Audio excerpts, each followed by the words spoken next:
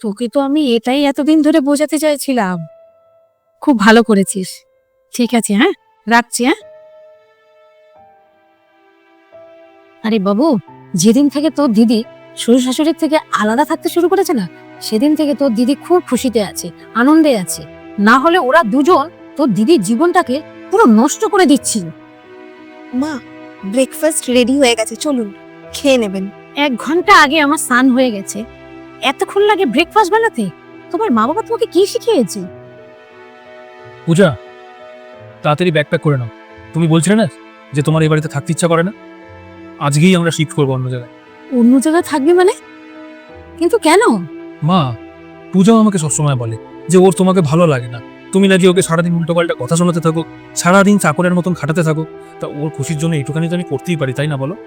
কিন্তু বাবু, তোরা চলে গেলে আমাকে কে দেখবে? আমার খাওয়া দাওয়া, আমার ওষুধ, আমার যত্ন, এগুলো কে করবে? আর তুই তো জানিস আমি মাঝে মধ্যে অসুস্থ হয়ে পড়ি। কি অদ্ভুত, তাই না বলো মা? ব্যাপারটা যখন নিজের মেয়ের উপরে আসে, তখন মেয়ে জামাই আলাদা থাক শ্বশুর শাশুড়ির থেকে, ভালো থাকবে সুখে থাকবে।